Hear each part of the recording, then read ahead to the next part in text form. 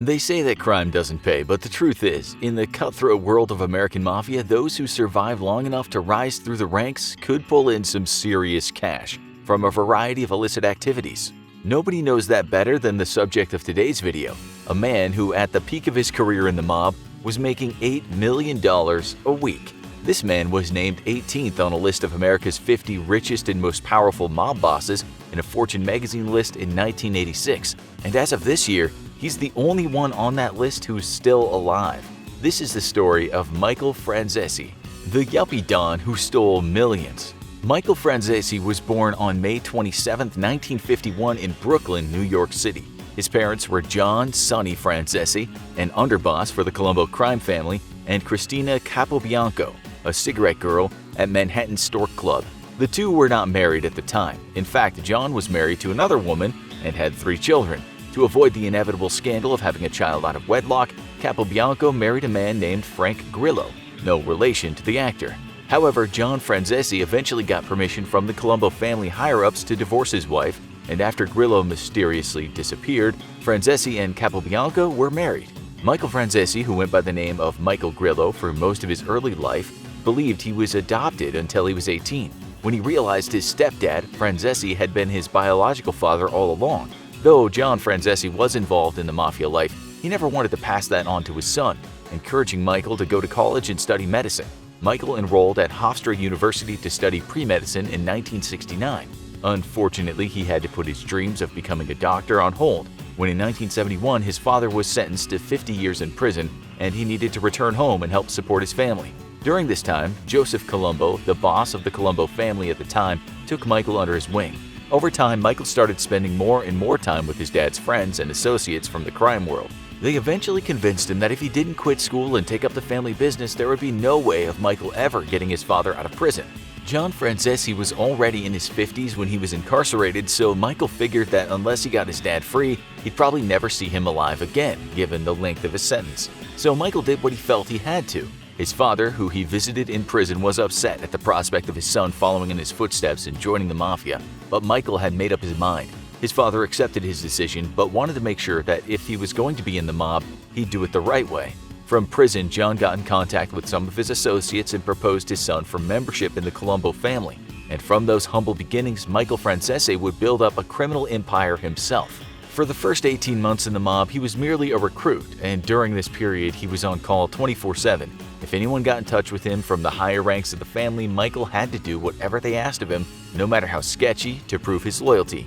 Then, in 1975, he was finally deemed ready to be inducted as a made man. In the Mafia, the process of being made refers to the process of being officially brought in as a member of the crime family.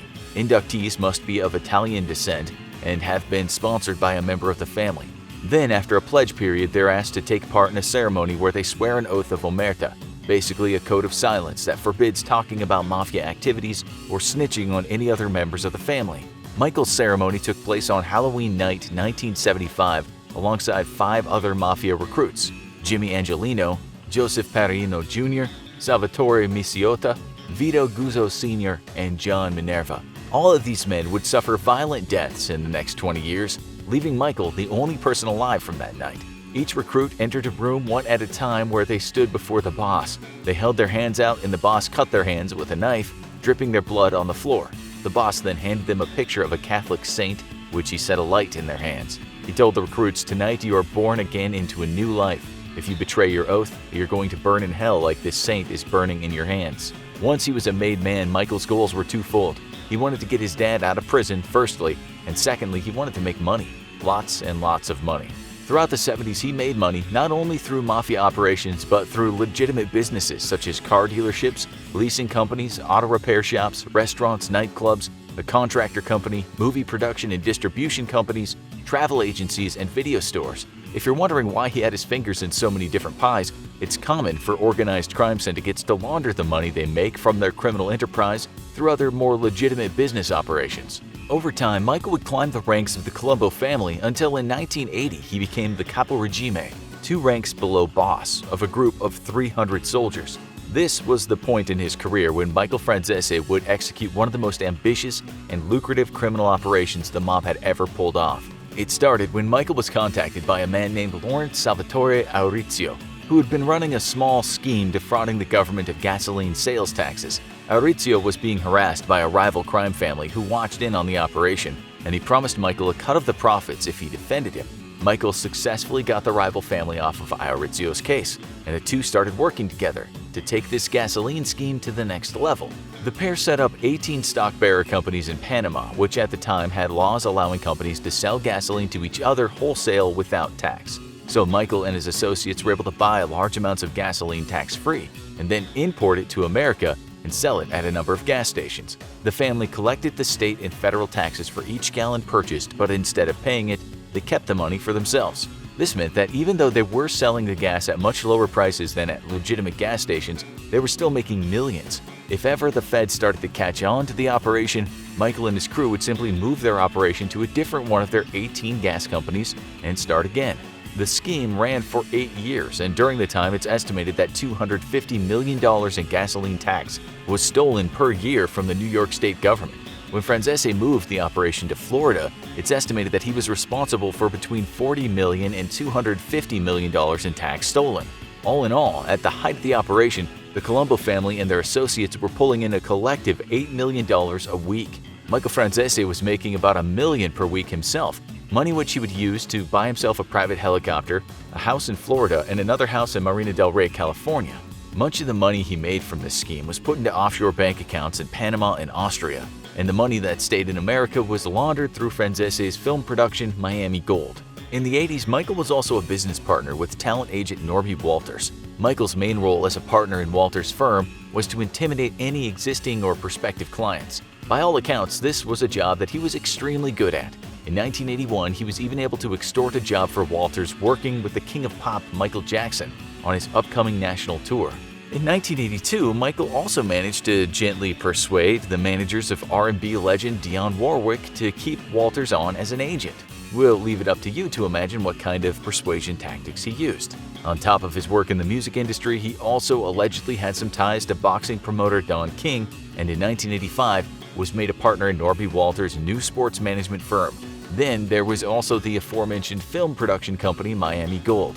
In 1984, the company was producing a film called Knights of the City, a film about street gangs facing off in a singing competition, and while casting performers for the film, Michael met professional dancer Camille Garcia.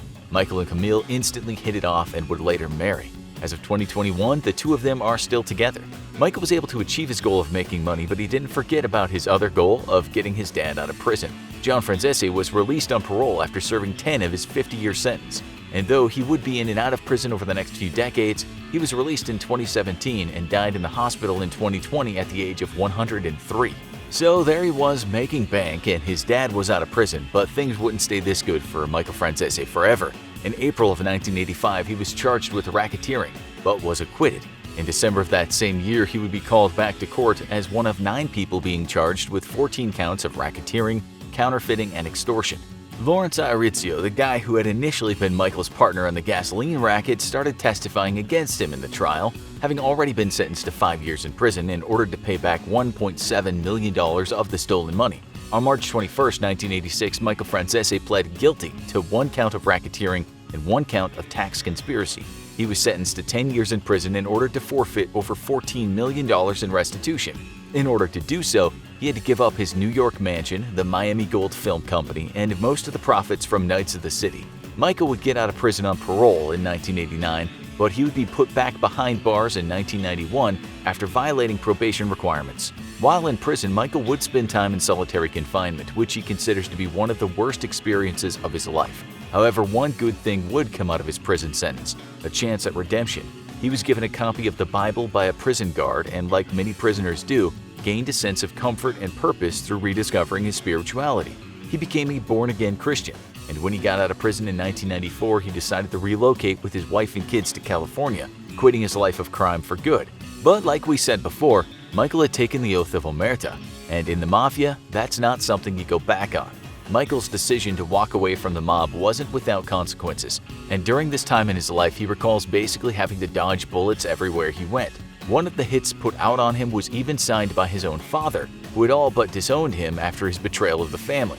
Even so, Michael never regretted his decision to turn his back on organized crime. as so many of his associates from his time in the mob went on to suffer violent deaths. So you might be wondering what Michael is up to these days after losing so much of his money and power. Well, we're happy to say he's doing pretty well for himself. Michael and his wife Camille currently live in Anaheim with their 7 kids. Michael works as a motivational speaker and author, appearing at schools, youth centers, and Christian conferences. He's written 6 books, one of which we feel the need to tell you is called From Godfather to God the Father, that all deal with his experiences in the Mafia and his spiritual journey. In addition to the books, he's also been involved in a number of documentaries, including 2013's The Definitive Guide to the Mob and 2020's Fear City, New York vs. the Mafia. He also briefly appeared as a character in the movie Goodfellas, where he was played by Joseph Bono. Michael even has a YouTube channel where he answers questions, shares life advice, and reviews gangster movies in a series called Mob Movie Mondays. If you thought the Mafia was competitive, wait until he hears about the YouTube algorithm. Now check out crazy Italian Mafia crimes and what does the Mafia even do anymore? For more Mafia secrets.